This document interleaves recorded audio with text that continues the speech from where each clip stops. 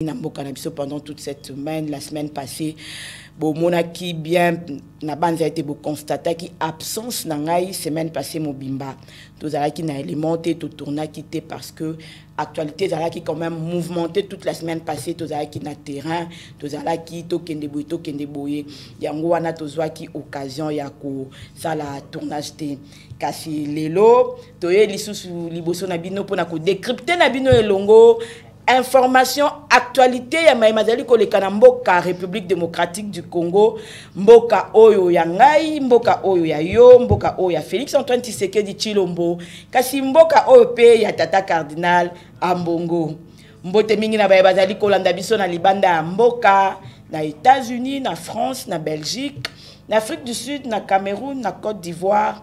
Mbote pe mingi na baibazali kolanda biso na intérieur, ya République démocratique du Congo, na Ituri, na Kasumbalesa, na Mbujimai, na Chilenge, na Congo central, na Tchela, na Kwilu, mbote mingi na bana mboka nyonso o bazali kolanda biso pe kuna na est ya République démocratique du Congo, na Goma, na Masisi, na Rutshuru, na Bukavu, na Maniema. Topesi bino mbote mingi basango ezali ebele kasi to sélectionner ki pona bino mwa basango o ezali important mikolo oyo po biso na bino to sola yango ka ndenge to mesana na les décrypteurs de Pascaline. Maman Pascaline a eli bino lisu lelo ba dossier bino moko bombe oyebi ndenge na mesana koloba la propriétaire de dossier a eli bino lisu lelo ba dossier ya mboka. Ba dossier ya République démocratique du Congo kande bozo mona liboso nanga ba dossier tondi lisusu lelo ngana bino toko solo la yango kaka na ndenge na lobaka nous sommes unis par le sort bobo sanate soki Congo bongi to bongi biso nyonso soki Congo baby biso nyonso pe tozana libeba. Les décryptes de Pascaline commence.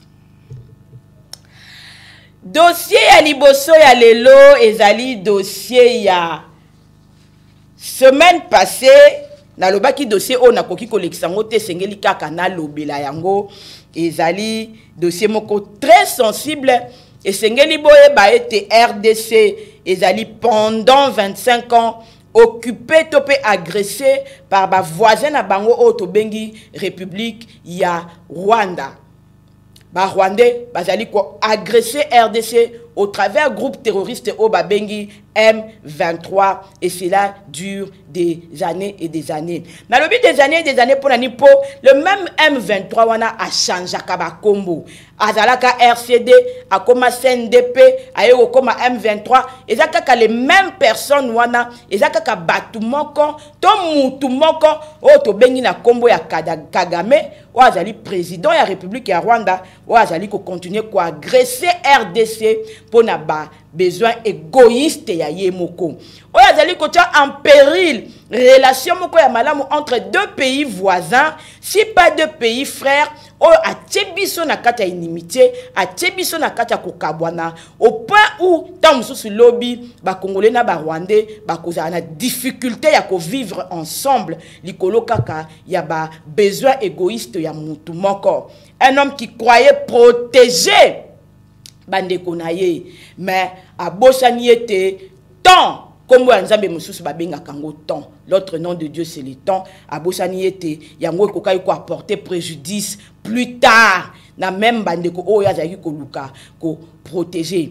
Tala lelo bokabwani ekoti RDC Telemaki nanzela ya président de la République nae Félix Antoine Tshisekedi Tshilombo koloba ete biso tokobomba lisusu te ba bazali ko agresser biso bazali ko sala biso guerre awa ezali Rwanda. Rasi Rwanda na nani Rwanda na nzela ya Paul Kagame oyo a bombé biso plus de 12 millions de Congolais 20 ans durant pendant que azali kozwa or awa pana biso pona kokende koteka yango pona kotunga Rwanda. Na tuni bana mboka ete avant 1994 Rwanda ezalaka na poids nini liboso ya Zaïre. Na 1996 Rwanda ezalaka na poids nini liboso ya Zaïre. Rwanda ebandi kotonga makan bino moko bopesa ngai eyano. Rwanda est comme puissance quand bino moko bopesa nga eyano.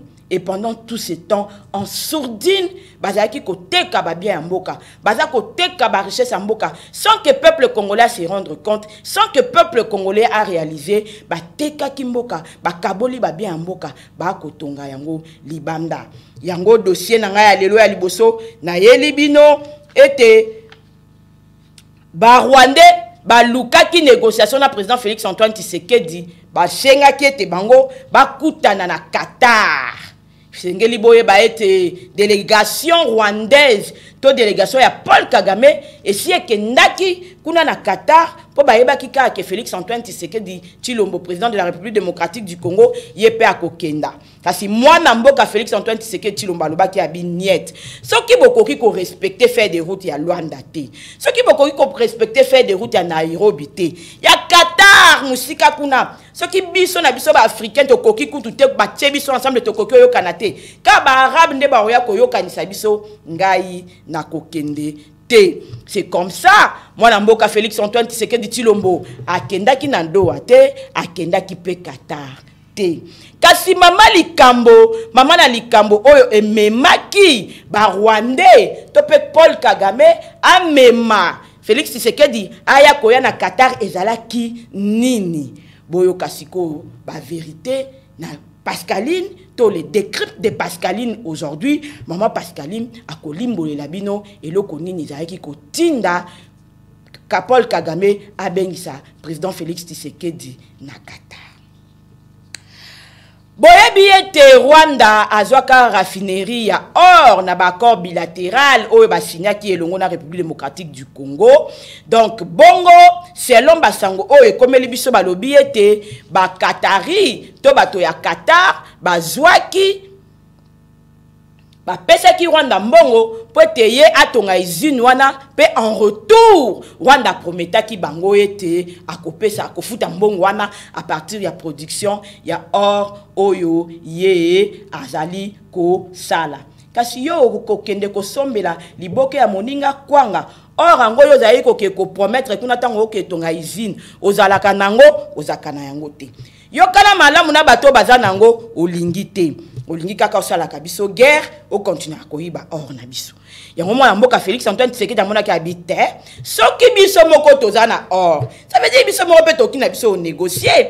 Est-ce que faut to le kaka kapa na bino pendant que na yebisi bino toyokana bino bo gagnaka biso pe to gagnaka o ba bengi na français les partenariats gagnant-gagnant bolingi koyoka te bolingi kaka ko continuer ko occuper sol na biso. Dans ce cas-là contrat yango peto nani yango to salaki et sila comme ça biso moko to banda ko produire or na biso moko to banda ko teka yango po biso to linga ki to sunga bino yo kwa bozaka ne lokote to linga ki to mona ki ke ba voisin ba to pesa bango quand même quelque chose comme c'est qu'on permettre bango ba tika la rapa na bango ba ya o déranger bisoté.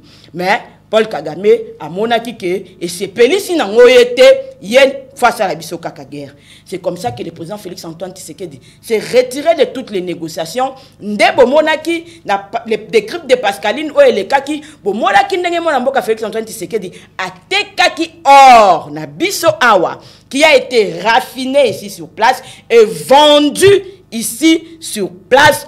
A tekela ki yango ye elongo na bato primaire à gold ba teka ki yango au vu et au su de tout le monde. Tena lolenge ya ko bomba ndenge pendant 20 ans bazali ko koteka or na biso toroyo ye baté. Et que na koteka mandenge nini nanya zwara mbongo to ye baté. Mais or yambala oyo to monaki ndenge bateki yango biso nyoso to moni. Pa tekeli yango banani kaka ba arabe oyo Kagame atiaki motema siko Kagame a se retrouvé katikali na nyongo ya bato a Qatar atikali na usine et au fonctionnaire sous te pas or ya rolamba kuna ezala lisusu te. Alors il a proposé bakutana président Félix Tshisekedi kuna epai ya ba partenaire wana o fallait basomba or na ebité loroni ya linga kaka ebisa mona mboka Félix Tshisekedi kuna o linga ke convaincre lisusu po biso moto komoteka or. Sikoyo tala nini elandi tango mwana mboka Félix Antoine Tshisekedi boyi na ye kokende Qatar mbala moko boyoki o ba Rwandais ba créer information soi-disant Sukhoi 25 et les cas qui na territoire aérien na espace aérien na bango yango ba bombardaki Sukhoi 25 kanda wana ya romona ete to zappé bango le président Félix Tshisekedi aboyi na ye kokende na Qatar et sengeli boye ba ke après avoir ko boya kokende na Qatar ayaki kokende na ndenge na ye moko Kagame au quoi prendre sa politique. Être un homme de guerre ne signifie pas être un politique. La politique, c'est autre chose. Politique, c'est au-delà de munduki. Tant que Félix Antoine Tshisekedi a boyi kokende kokutana bango, il est allé lui-même au Qatar pour négocier partenariat gagnant-gagnant kanga kaka ndenge yemoko alobaka. Na kanda wana nde sikoyo Kagame abi bon, il va maintenant entrer dans la provocation. Ya bomoni provocation à Betty Sukhoi 25 missiles. Yo kande Sukhoi 25, ils a un détecteur de missiles Sukhoi 25 et zikisi missile wana nyoso wana pour pousser biso na guerre moko o ekozala avantageux pour naie parce que eux ils ont tout à gagner au fait et nous avons tout à perdre. Guerre et ça manamboka na bango te ça la ma pas ambition. De deux, désordre wana et ko permettre bango ba continuer koyiba.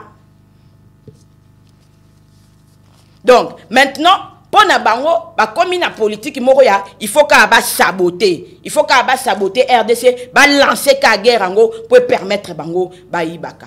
Mais moi na Félix Antoine Tshisekedi atala ki na misabi ça c'est de la provocation. Au monde c'est muta tumbola yo ko répondre à l'immédiateté. J'ai la tango ya ça le quoi bosani. Yango wana na ba dossier mosusu ya lelo et sengeli boye ba été FARDC Azako s'est comporté très bien à terrain. Aujourd'hui, il y a eu réplique sur le terrain, dossier autocolobela FARDC et ça à presque 1 km ya Kichanga Sukhoi 25 a mataki lisusu lelo a bombardé ba position ba M23 FARDC ba ko bunda na front ndenge président de la République alobaki ata 1 cm ya RDC kozala CDT ni lelo ni lobby okuna lo lenge moko ba Lumumba dans le passé ba boyaka balkanisation lo lenge moko Félix Antoine Tshisekedi lelo a boyi yango lo lenge moko ba na biso lobby ba koteka Congo te longo nya na ba FARDC na biso toza toujours sima na bino bobo sanate FARDC zelo kwa makasi RDC zelo kwa makasi dossier ya mibale ezali basango ya première dame na biso tope molonga ni ya président na biso Félix Antoine Tshisekedi Tshilombo o to bengi na kombo ya maman Denise Nyakeru Tshisekedi a communiqué sur rétro 2022 na ye tope makambo nini o ya salaki na 2022 lokola première dame pembeni ya mobali na ye na cadre ya ko appuyer kaka mobali na ye maman Denise Tshisekedi to maman Denise Nyakeru Tshisekedi, l'épouse du chef d'État, la distinguée première dame de la RDC, ngana benga kae maman Excellencia, cette maman avec autant de douceur a communiqué ki na biso koyebisa biso makambo nini ya salaki na 2022 tolandi rétro nae extrait à rétro nae oyo elongo nabino soki régé zali prêt et kokyo balancer biso image.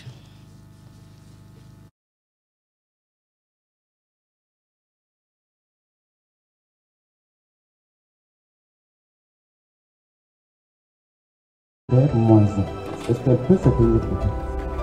Mwanza, mets-toi debout. Distinguée première dame, Batou Balobi, depuis 4 ans, Yango.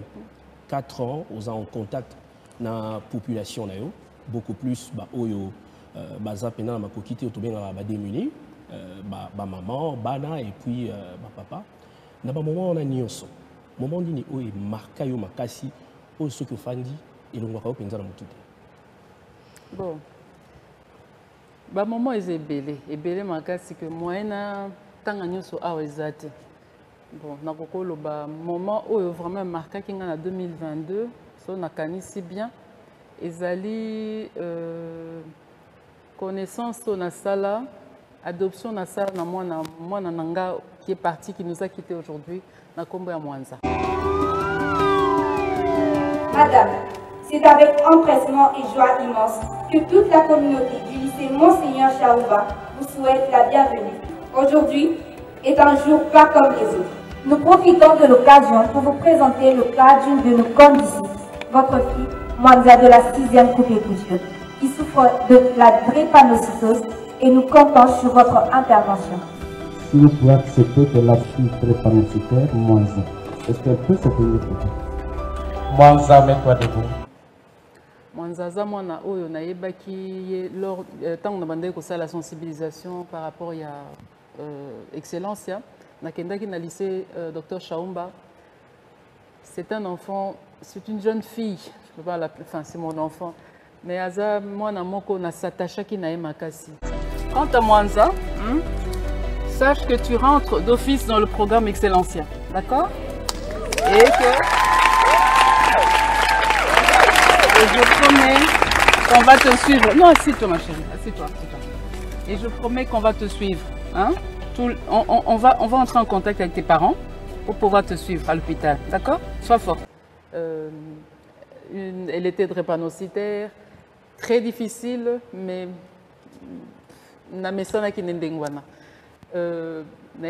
imaginer. Elle me tenait tête. Azaro tele melanga penza soka boy likambo aboy toko discuter nganaye ti soit yé mutakolonga ngana ko céder soit yé mutako céder mais tozaki na vraiment donc ndengwana mais c'est un enfant à marquer kinga makasi. Je suis très contente. J'étudie juste par grâce. Depuis la première, je n'ai jamais payé les minervales. Je mange à l'école, parfois je manque la nourriture et voilà, si la première dame compte m'aider vraiment, que Dieu la bénisse et puis.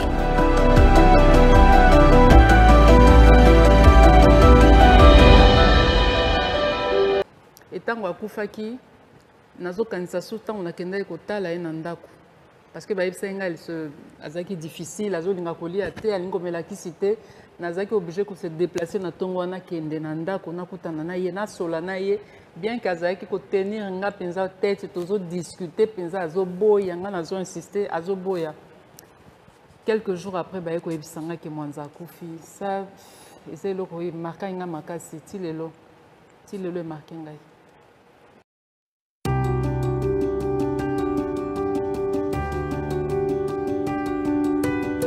Aujourd'hui est un jour pas comme les autres. Nous profitons de l'occasion pour vous présenter le cas d'une de nos condisciples, votre fille Mwanza de la 6e coupe écoution. C'est une fille rejetée. Au niveau de la famille, on souhaite même sa mort.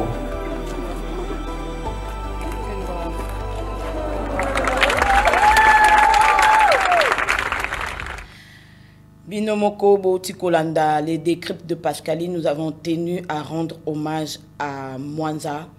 Mwanza Oyo Azalaki drépanocytaire, Azalaki Kozalana anomalie au Babengi SS, Ye Azalaki prise en charge par la Fondation Denise Nyakeru Tshisekedi.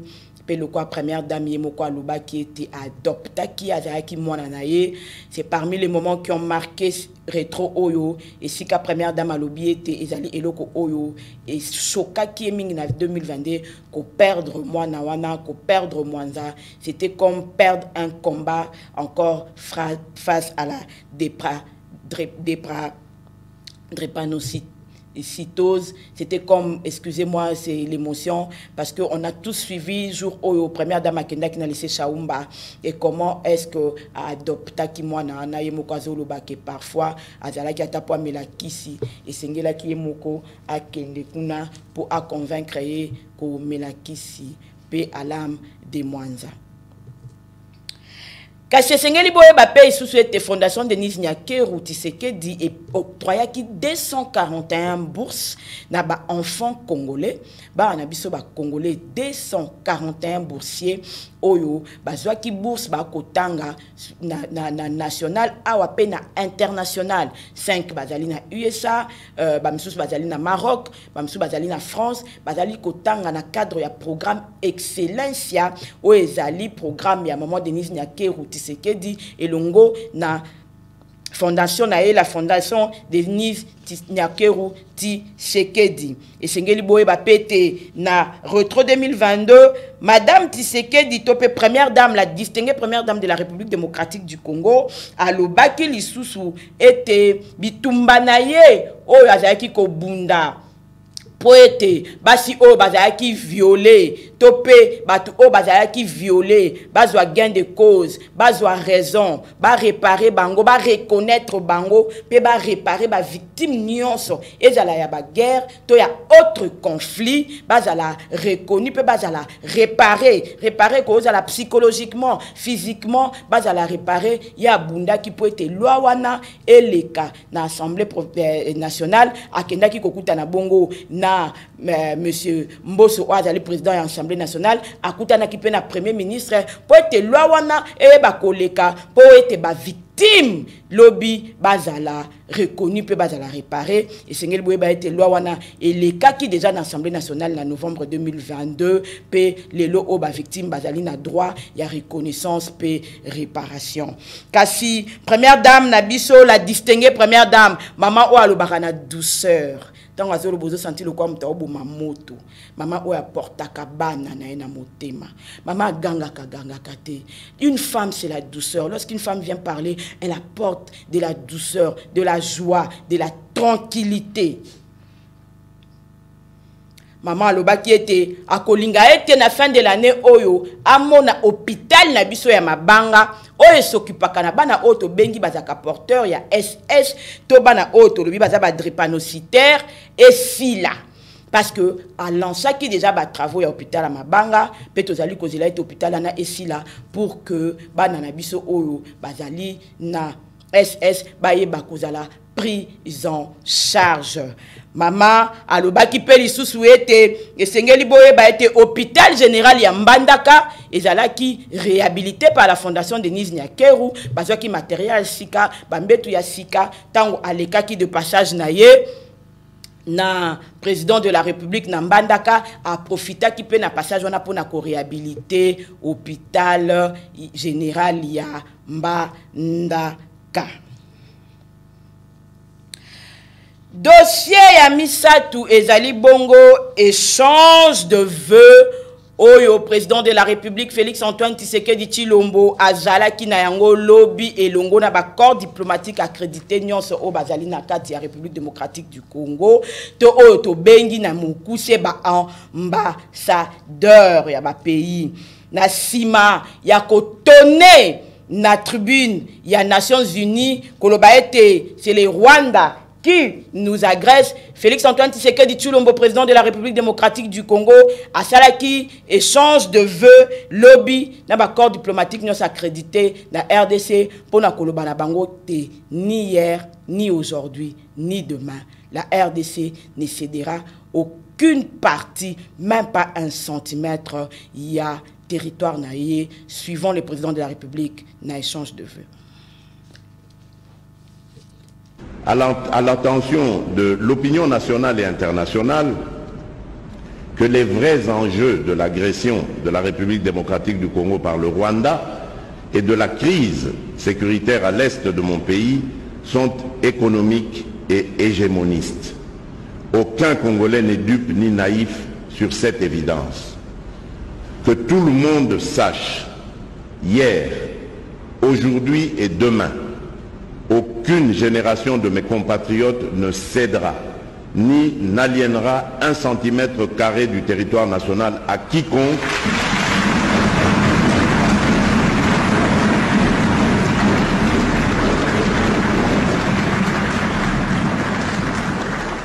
Je disais donc qu'aucune génération de mes compatriotes ne cédera ni n'aliénera un centimètre carré du territoire national à quiconque pour y établir une colonie de peuplement ou d'exploitation. Comme je l'ai dit à la tribune de l'Assemblée générale des Nations Unies, nous défendrons l'intégrité de notre territoire, la souveraineté et l'indépendance de notre pays, quoi qu'il en coûte.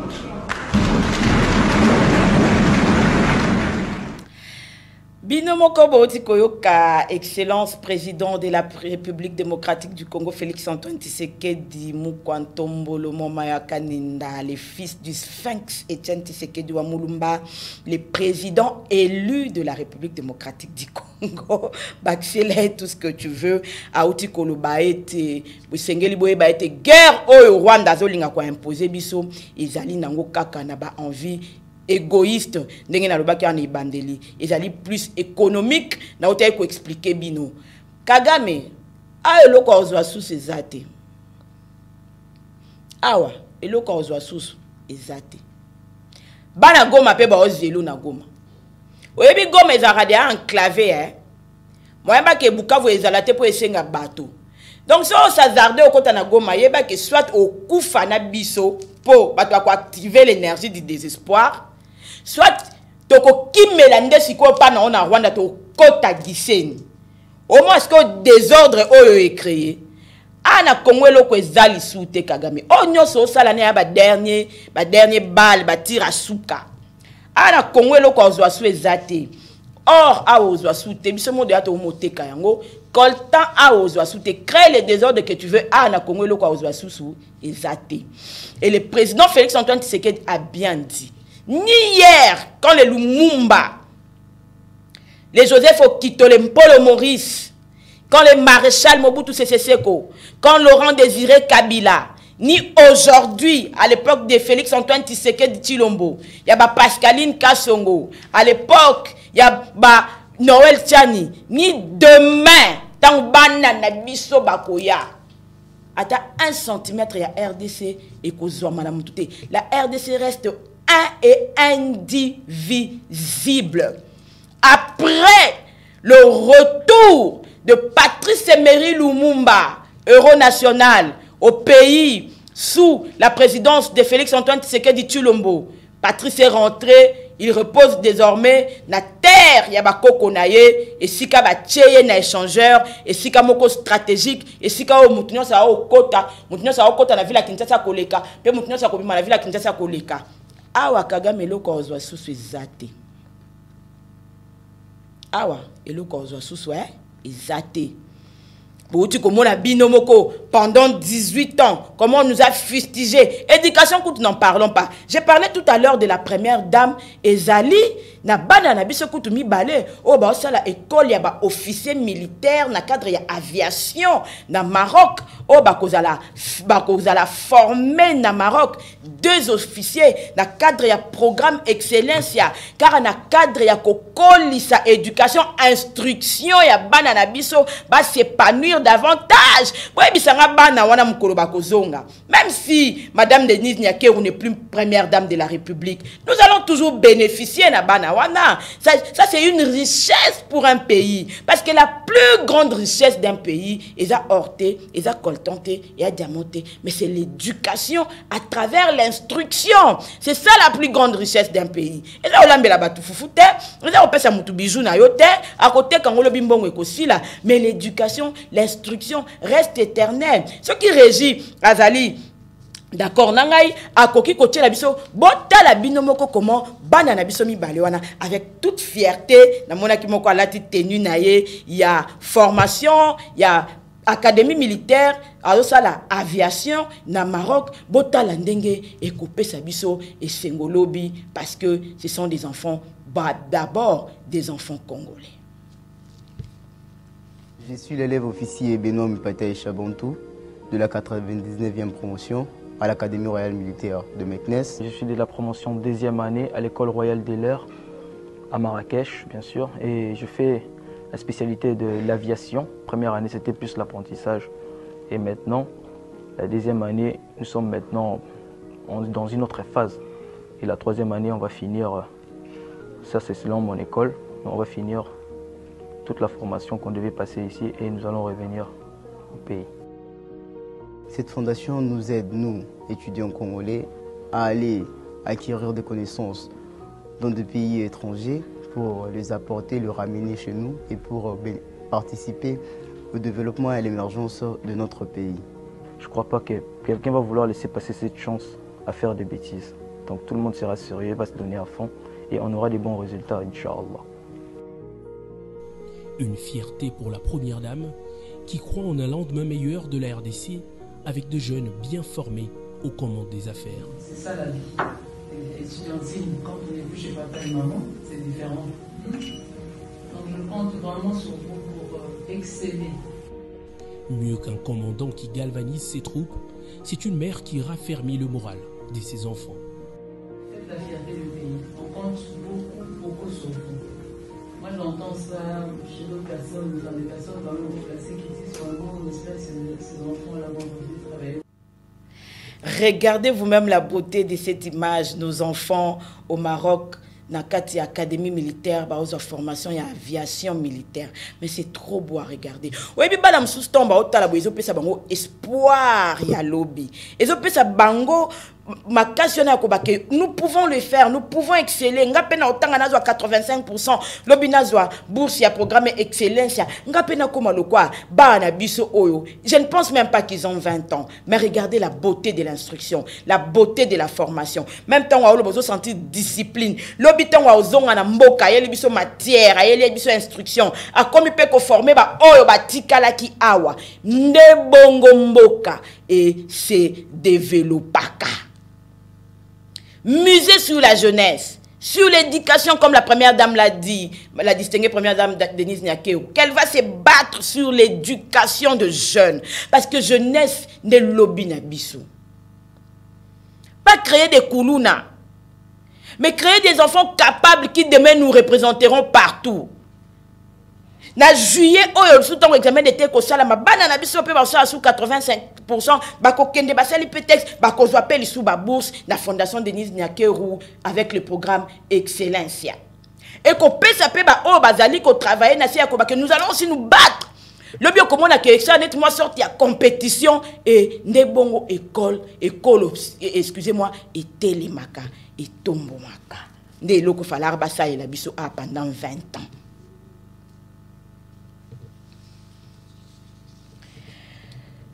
Token abiso na makambu ya Pape François esengeli boye ba ete po soki to fanda to bandolo baloba mingi ba ko ba auto kanela ki batu mususu.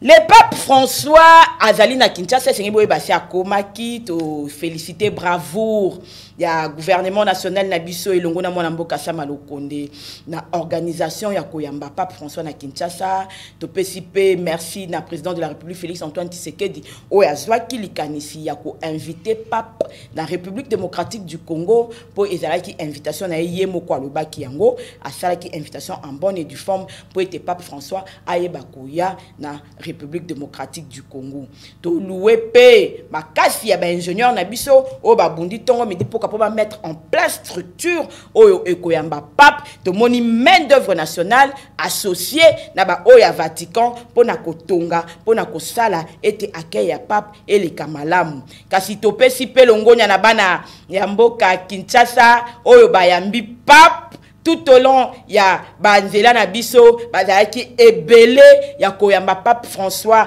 après 38 ans esengeli boye ba ete après 38 ans Pape Jean-Paul Ndemoto Ayaka, tant on a tous la République à Zaïre, 38 ans après, Pape a la République démocratique du Congo. Pour Nabao Bazo Kansakeza Massano, Pape Aza Moto Pambate, Pape Azali entité Mobimba, Pape Azali représentant, il y a Mboka Mobimba Oba Bengi Vatican, État Vatican, Izalaka, na Italie, na Rome, Pape Azali Moto Pambate, Aza entité spirituelle. Ba entité spirituelle se déplacera pas à Pambate. D'abord pour nous déplacer non Pape Wana, Ezana Makambo belé. Oh Seigneur Bossa, les aga ateke, oh là la mouto déplacer Pape te, ne batwazo kanisa que c'est facile. Et puis ne devient pas Pape qui veut. Donc Pape François Azali bel et bien na mabele, il y a République démocratique du Congo, plus précisément on a Ngumba, il y a ville à Kinshasa, la ville capitale, la ville province capitale de Kinshasa, Azalaki, to Aza déjà Awa, to Banza ete Nangonga, o Aza déjà na palais de la nation, et Sikawapi, le président de la République Félix Antoine Tshisekedi a causé là pour Ayambaye et Longo. C'est Sengeli Boye ba été lobby mokolo na lobby mercredi 1er février à cause de la missa na ndolo et pas wapi ba aménageaki pour être messe et ça la makuna na aéroport ya ndolo to na terrain ya ndolo et sika wapi ba organizaki pour missa et ça la makuna kasi mokolo OP lundi jeudi 2 février pape akoyamba ba jeune ya République démocratique du Congo na stade de Martyrs a retourné stade terrain toke sambela to se comporter bien pardon non ça a bien nos confiance d'ailleurs que tous aba malam kuneza messe kuna mamba retourner stade T to se comporter bien ba jeune les deux jeudi papa bien au la messe na ba jeune na stade des martyrs makambo ke retourner stade des martyrs kuneza te ba te ba kita sika na stade batela la stade poeza ya biso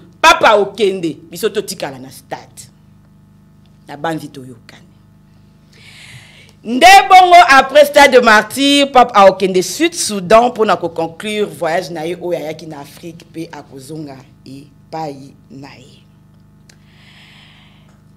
esengeli boye bake maman Pascaline elongo na président ya cellule na ye Daniel Kabia machine ma politique bakendaki ko s'enrôler dimanche bakendaki ko s'enrôler dimanche na Tchangu parce que na ramona na Tchangu o mwana mabeli na Tchangu et sikani ni fédération na biso ezwami na Tchangu o ekangami na président Minga kwete kuna wapi na Tchangu na section ya pasa dimanche ndenge boza komona na bilili elongo na président na ngai ya cellule béton carrière na pesi ba na cellule béton carrière nyonso mbote o bakolanda biso tokendaki ko s'enrôler bongo na Tchangu na section na biso ya mpasa terre jaune cellule béton carrière tokendaki ko s'enrôler nyonso elekaki bien kaka pona ko soutenir chef de l'état na maponami o izali koya pe nazali ko benga bato nyonso batikali no ba s'enrôler te ba ko s'enrôler sango ya suka ezali ete tozali kosenga na bana nyonso oyo ya Belgique enrôlement ya diaspora ici et bandi. Nous demandons à tous les compatriotes de la Belgique bokendeko s'enrôler. Condition kunezaka kozala na passeport na yo congolais.